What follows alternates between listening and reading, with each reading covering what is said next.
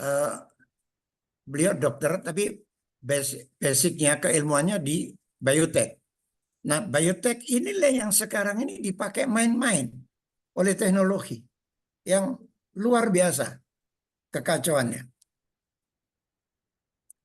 Jadi hal-hal seperti ini buat saya layak kita pikirkan bersama. Tidak mungkin saya sendiri, karena saya juga nggak menguasai semua ilmu ini. Lanjut, please.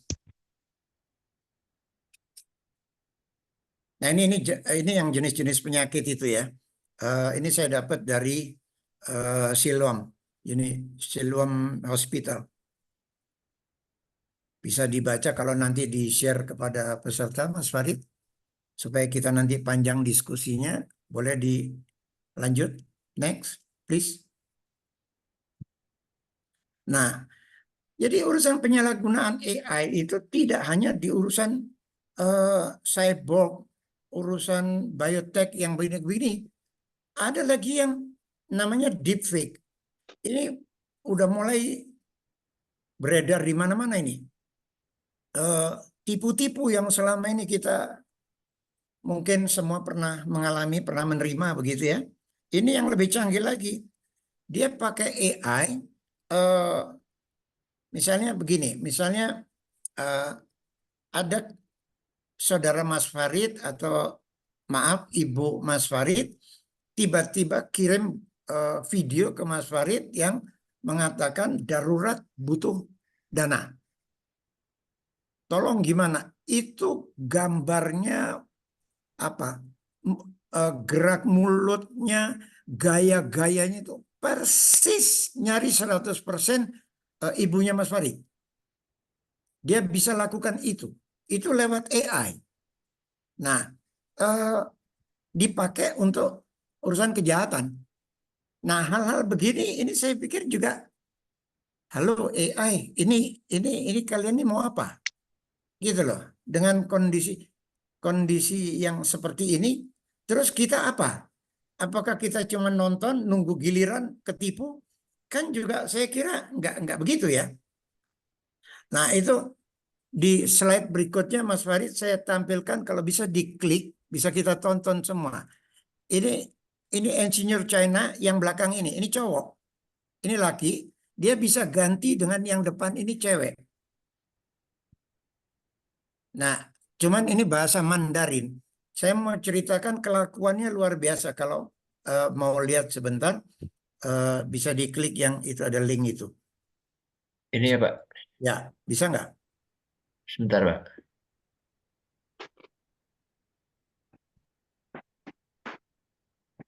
Saya nemu yang bahasa Inggris, tapi saya cari lagi nggak ketemu. Oh, tapi bukan video ya Pak, ini berita ya Pak? Iya, maksudnya, iya ini Tidak dari ada berita, video, dia berita, tidak ada tapi videonya. dia mau menggambarkan ini loh deepfake gitu loh.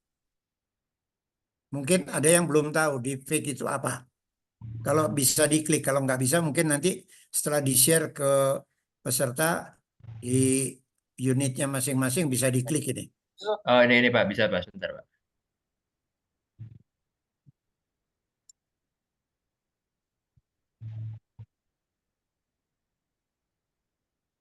有些人说，哎，这个直播换脸它的效果不是很好。我现在用的就是这个直播实时录像。那么直播的话，它这个其实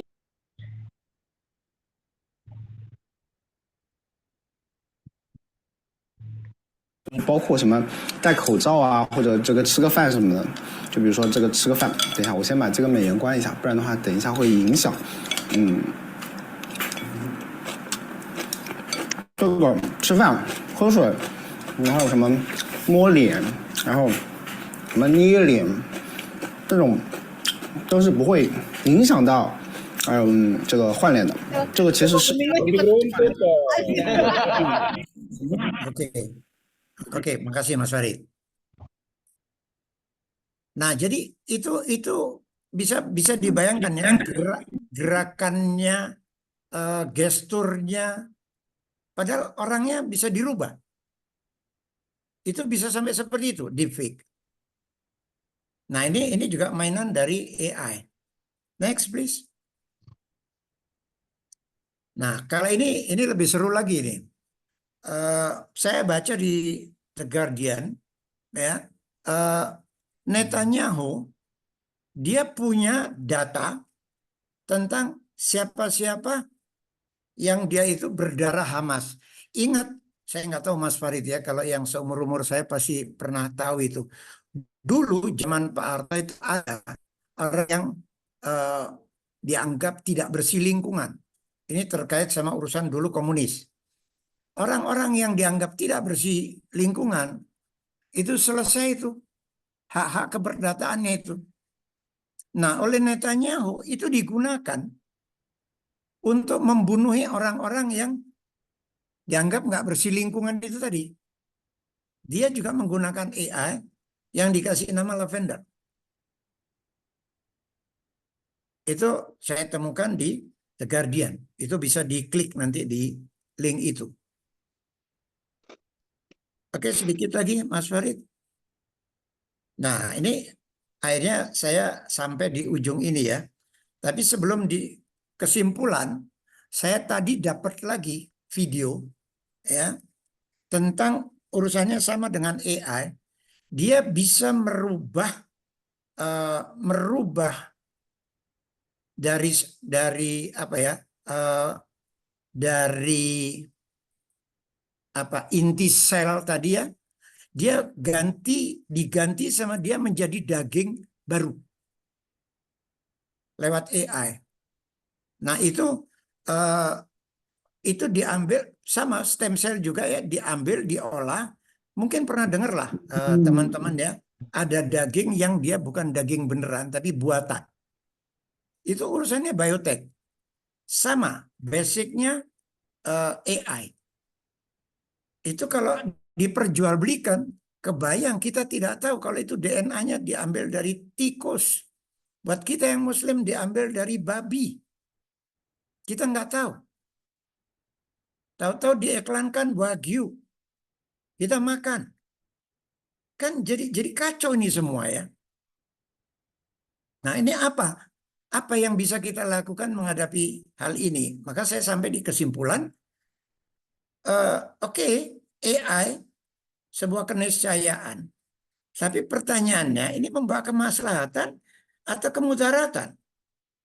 Kalau dia menentang kaidah-kaidah atau prinsip-prinsip keilahian. Mungkin itu Mas Farid yang bisa saya sampaikan. Saya berharap ada respon dari sahabat-sahabat semua untuk kita belajar bersama. Terima kasih. Assalamualaikum warahmatullahi wabarakatuh. Waalaikumsalam warahmatullahi wabarakatuh. Terima kasih banyak Pak Jamal. Ini materi yang luar biasa menarik dan sangat kontroversial juga Pak Jamal. Kemudian juga mungkin semakin ke depan kita akan semakin banyak ya bahasan-bahasan mengenai teknologi ini membawa kemaslahatan atau membawa kehancuran.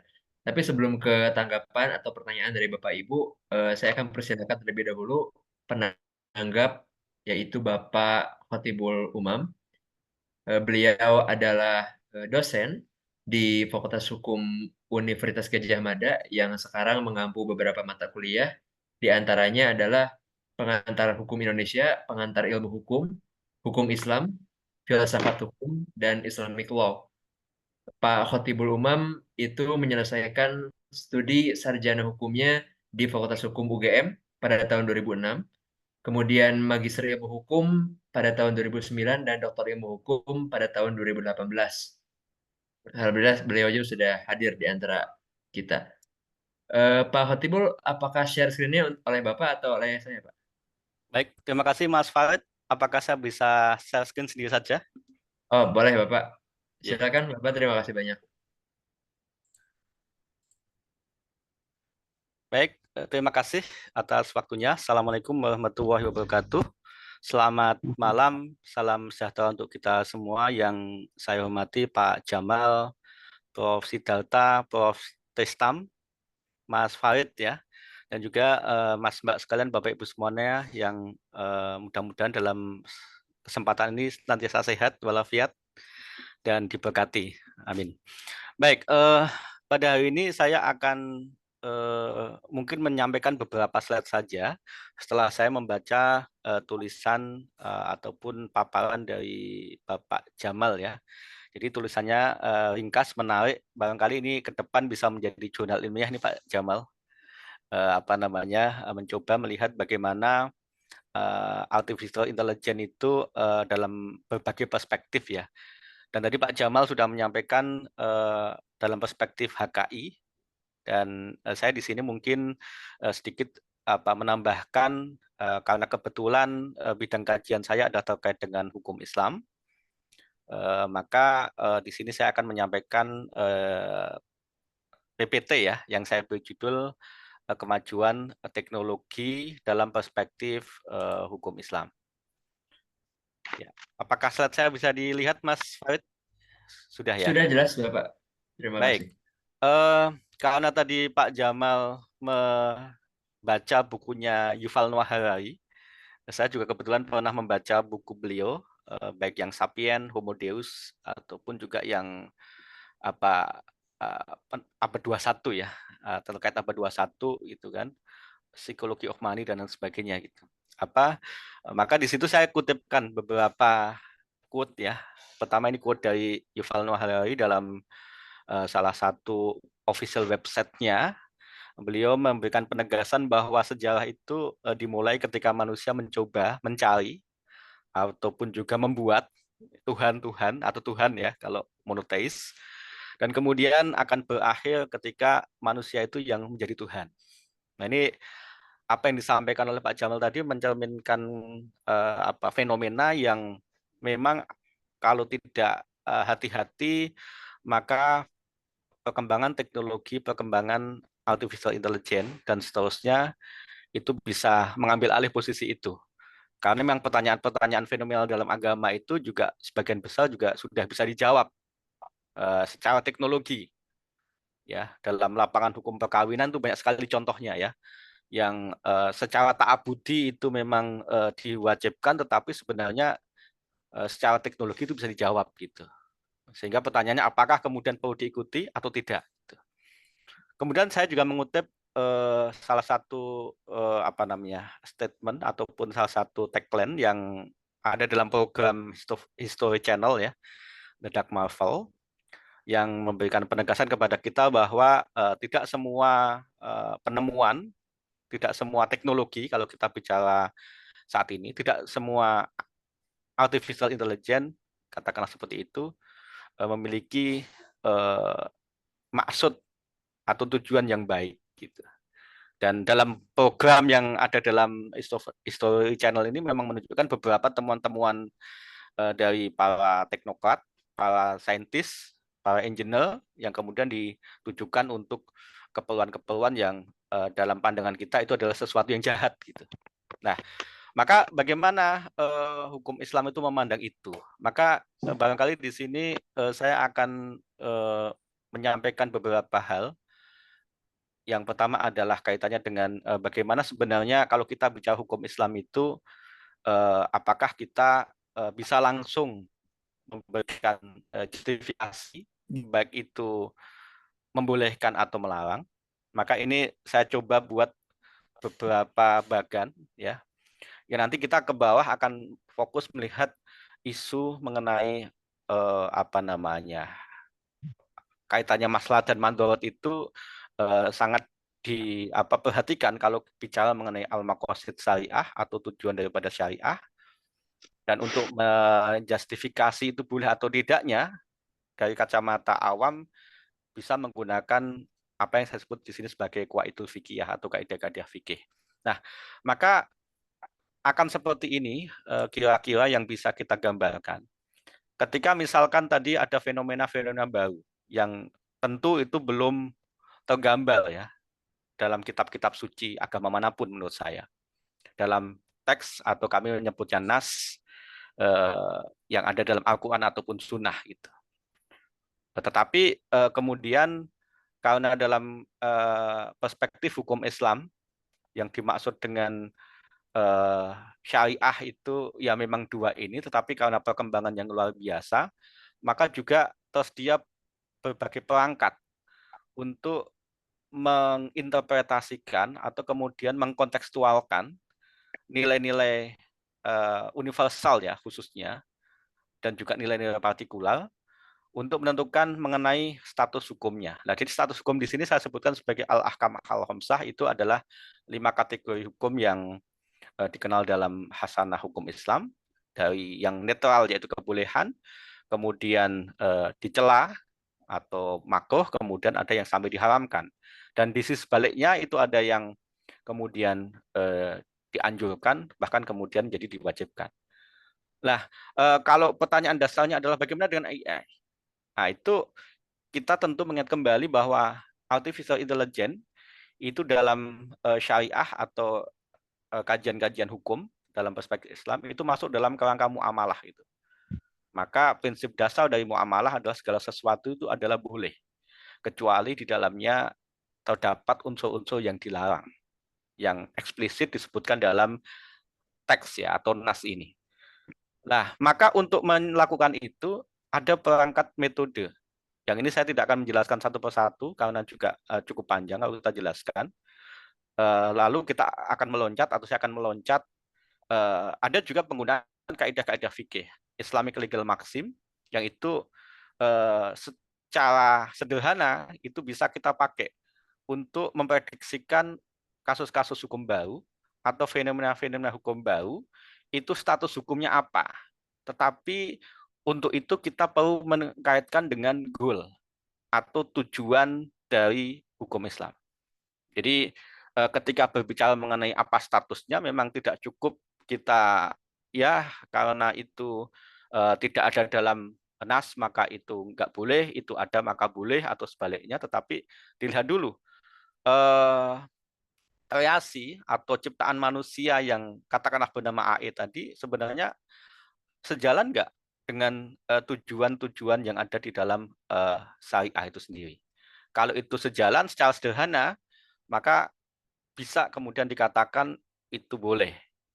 Lalu kalau itu dilihat dalam kaidah-kaidah fikih, maka di situ bisa kita lihat ya, misalkan dalam kaidah fikih itu ada prinsip bahaya harus dihilangkan dan lain sebagainya. Nah ini anatominya.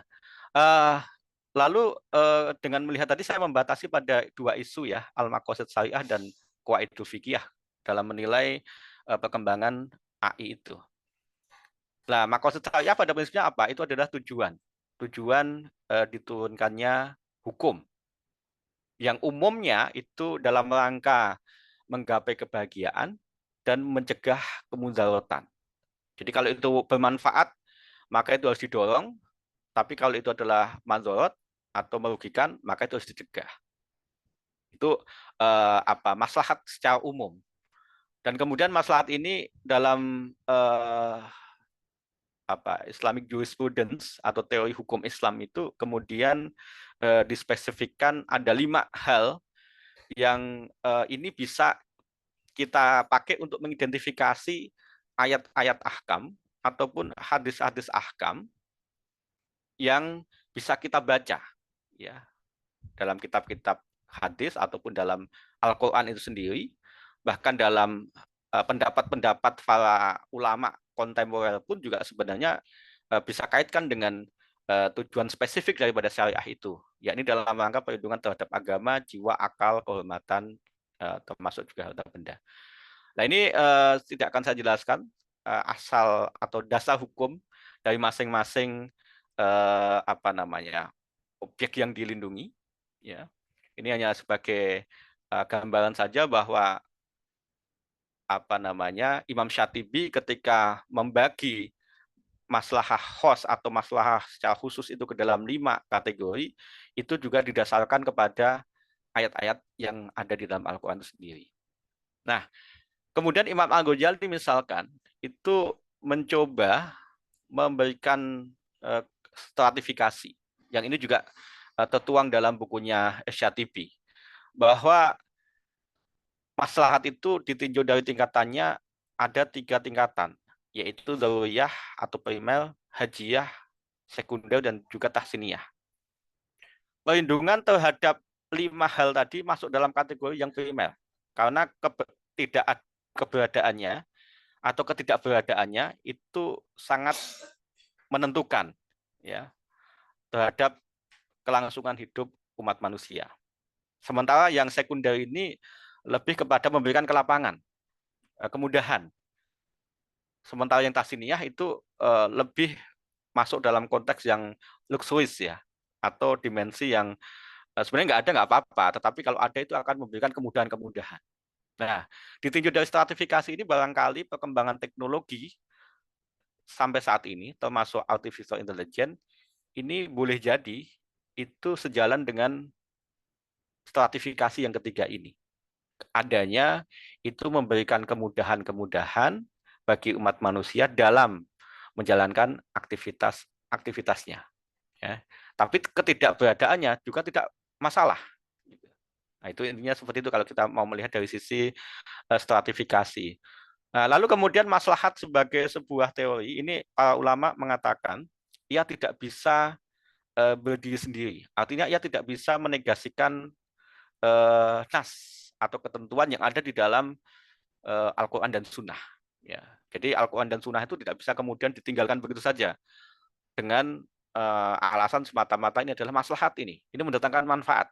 Tetapi ada hal-hal yang kemudian perlu menjadi bahan pertimbangan. Nah ini para imam mazhab, para tokoh dari berbagai mazhab ini, kalau saya sebut Asyatibi ini dari tradisi Malikiyah, Al-Ghazali ini adalah dalam tradisi Syafi'iyah, lalu kemudian Abdul Wahab Kalab ini adalah ulama kontemporer. Saya tidak akan menjelaskan masing-masing, tetapi intinya bahwa tidak boleh sesuatu dikatakan maslahat kalau itu bertentangan dengan fundamental hukum Islam itu sendiri. Atau tidak boleh itu dikatakan maslahat kalau di situ ada unsur-unsur yang dilarang. Ya. Lalu berikutnya kita akan masuk ke klasifikasi. Ya. Jadi klasifikasi ini juga penting untuk melihat bagaimana status dari maslahat itu. Maka ini dilihat dari sisi ada tidaknya justifikasi nas terhadap sesuatu yang dikatakan maslahat. Yang pertama adalah maslahat mu'tabaroh, itu adalah maslahat yang memang secara eksplisit disebutkan dalam ketentuan Al-Quran dan juga Sunnah. Ya. Jadi misalkan maslahatnya puasa itu apa? Misalkan dalam lapangan ibadah, yaitu dalam rangka menjadikan seseorang menjadi bertakwa.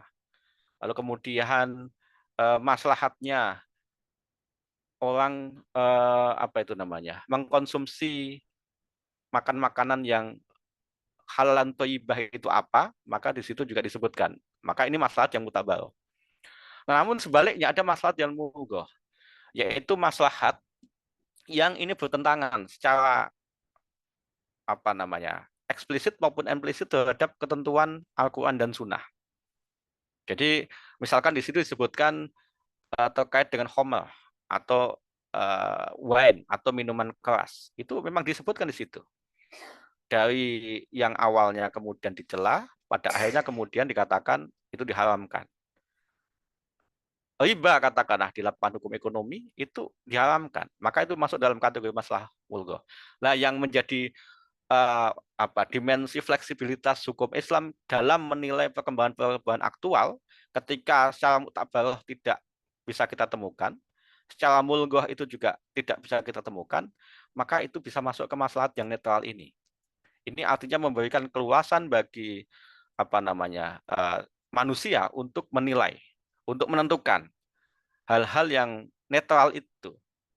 Maka di sini sepanjang itu mendatangkan kemanfaatan, ya silahkan ditunaikan. Tetapi sebaliknya, kalau itu mendatangkan kerugian, mendatangkan mandorot, ya maka itu perlu ditinggalkan. Nah, itu kaitannya dengan maqasid syariah. Secara umum itu bisa kita pakai sebenarnya untuk menimbang-nimbang apakah kemudian ini maslahat atau tidak ya, gitu. Tentu itu harus dikaitkan dengan berbagai unsur gitu ya. Kemudian ini yang tadi saya sebut sebagai Islamic legal maxim ya, atau qaidul fikih yang bisa jadi secara sederhana kita bisa pakai untuk menilai. Tetapi penggunaan qaidah fikih itu tidak kemudian bisa dijadikan dasar secara mandiri untuk memberikan pendapat hukum. Nah, jadi ini memang memudahkan, tetapi lagi-lagi itu harus dicari sampai ke ranah yang lain, harus dikaitkan dengan sumber-sumber hukum Islam yang lain, baik dari Al-Quran, Sunnah, ataupun juga hasil istihad. Maka tidak heran kalau kita baca fatwa-fatwa dari lembaga-lembaga fatwa baik Indonesia maupun di dunia internasional, qaidah fikih ini disebutkan di terakhir, bagian menimbang yang akhir-akhir atau bagian mengingat yang terakhir-terakhir. Tetapi di bagian yang atas akan disebutkan yang mendasar gitu kan. Paling tidak ada cantolannya di dalam syariah ataupun di dalam fikih yang mutabaroh itu. Nah, ada yang saya mulai ini ada kaidah besar, ada 5 yang disepakati, yang ini mungkin nanti relevan dalam konteks pembicaraan kita. Yang pertama bahwa hasil itu digantungkan kepada maksud atau tujuan. Jadi kalau tadi dikatakan AI itu maksud dan tujuannya itu memang dalam rangka memberikan kemudahan bagi umat manusia, maka sebenarnya tujuan itu baik ya. Tetapi mudah saja tidak cukup kan? Apakah kemudian itu bertentangan nggak dengan norma-norma yang fundamental? Jadi misalkan tadi Pak Jamal menyebut kaitannya dengan penggunaan DNA ya, mitokondria tadi, itu barangkali tujuan permukaannya baik ini. Ini menghasilkan generasi yang punya keunggulan-keunggulan. Tetapi ini bermasalah kalau ditinjau dari tujuan syariah tadi. Yang salah satunya adalah perlindungan terhadap keturunan, ya. Perlindungan terhadap nasab. Apakah nasabnya menjadi problem atau tidak? Kalau jawabannya ternyata ini mengacaukan nasab gitu. Yang mana nasab itu hanya ada didasarkan kepada perkawinan yang sah. Nah, kalau ini apakah bisa dinilai bahwa keberadaan teknologi yang bisa melakukan fungsi-fungsi tadi, menghasilkan keutuhan yang supel, lalu kemudian digabungkan DNA yang ada tadi, sehingga tadi sempat disebutkan ya mungkin anak ini punya banyak bapak gitu ya. Nah, itu akan mengacaukan nasab. Maka boleh jadi secara sekilas ini statusnya ya tidak diperbolehkan dalam kacamata ilahi gitu. Nah itu. Kemudian yang nomor 4 ini, bahwa bahaya itu harus dihilangkan. Ini didasarkan kepada hadis dilarang menimbulkan bahaya atau kerugian. Jadi hadis ini hadis yang sering disinggung ya. Dan itu kemudian ada kaidah turunannya atau sering disebut sebagai kaidah kecil ya. Yang antara lain saya sebutkan 3 karena ada cukup banyak, tapi 3 ini paling tidak merepresentasikan gitu. Bagaimana kaidah ini bisa dipakai. Yang pertama bahwa menghilangkan kemudaratan itu lebih didahulukan daripada mengambil sebuah maslahat. Jadi menghilangkan sesuatu yang merugikan itu lebih didahulukan. Ya boleh jadi kita seringkali ya melakukan sesuatu yang sepintas lalu memang itu mendatangkan kemudahan-kemudahan bagi kita, tetapi di sisi lain ada yang kemudian ini nggak sesuai. Nah, maka itu harus dihilangkan ya. Daripada mengambil suatu manfaat tadi. Manfaat menghasilkan generasi yang super, tetapi kemudian ternyata ada hal yang kemudian bermasalah, maka yaitu mudarat dihilangkan aja. Mudarat yang lebih berat harus dihilangkan dengan melakukan yang mudarat yang lebih ringan. Ini juga turunan dari kaidah yang nomor 4. Jadi apabila memang kemudaratan sedemikian rupa, ya misalkan ini saya singgung ya, katakan ada seseorang yang tersesat di hutan rimba gitu ya. Di situ dia hanya menemukan ular ataupun juga makanan-makanan yang boleh jadi itu dalam status agama dikatakan haram gitu. Tetapi dia ada mandarat yang lebih berat gitu. Jadi perlindungan terhadap agama itu ketika dibenturkan dengan perlindungan terhadap nyawa ya, terhadap jiwa, itu lebih berat yang mana?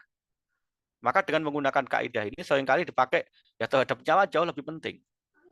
Maka sesuatu yang haram itu, yang mandorot itu bisa kemudian diterabas karena itu bisa menyelamatkan jiwa seseorang.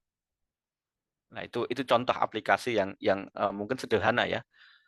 Nanti ini tentu bisa dipakai untuk menilai atau menimbang-nimbang bagaimana perkembangan artificial intelligence di berbagai bidang, status hukumnya apa gitu kan. Dan kemudian yang ketiga, kemudaratan itu tidak boleh dihilangkan dengan kemudaratan yang sebanding. Nah, ini tentu pertanyaan kita secara mendasar adalah bagaimana membuat parameter ya untuk mengatakan sebanding, tidak sebanding, lebih besar, lebih ringan. Itu tentu membutuhkan kajian yang mendalam ya ketika ini mau dipakai. Nah, ini ada beberapa contoh saja. Kebetulan karena bidang kajian saya adalah hukum ekonomi Islam ya, jadi saya memberikan contoh juga ini kaitannya dengan ekonomi, berkaitan dengan Undang-Undang P2SK yang mengatur kaitannya dengan information technology dalam sektor keuangan gitu. Itu guna mendukung gitu kan bagaimana prinsip syariah bisa terimplementasikan dengan baik gitu. Dan saat ini saya sedang melakukan kajian bagaimana sih kemudian AI ini bisa menghilangkan bias dari pelaku bisnis perbankan ketika ia akan memberikan produk ke masyarakat ya. Jadi bias itu karena apa? Karena yang terjadi kadang-kala ada produk-produk yang secara syariah itu bertentangan ya, walaupun itu kecil ya, ataupun produk yang diberikan tidak sesuai gitu kan dengan karakteristik dari nasabah tersebut. Nah, AI tentu bisa menjawab ini. Dan kita jawabannya adalah ini loh, produk yang paling sesuai terhadap orang tersebut. Ini loh unsur-unsurnya atau rukun dan syarat dipenuhi, maka tentu sangat positif gitu.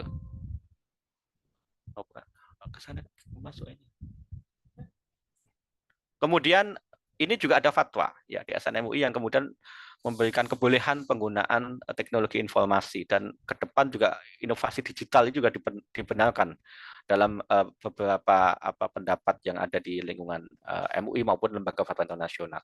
Nah, yang negatif ini seperti ini, misalkan dipakai kaitannya dengan tadi disinggung kaitannya data orang-orang yang itu nanti bisa dijadikan target yang mudah gitu kan dalam lapangan kejahatan, misalnya ada terorisme misalkan, ataupun penggunaan AI untuk menyebarkan berita-berita hoax gitu, berita-berita bohong yang itu sempat dan pernah memecah belah ya kita pada saat misalkan terjadinya hajatan politik gitu ya, karena berita-berita bohong terus bertebaran, dan AI kan sangat membantu kan ketika orang itu akses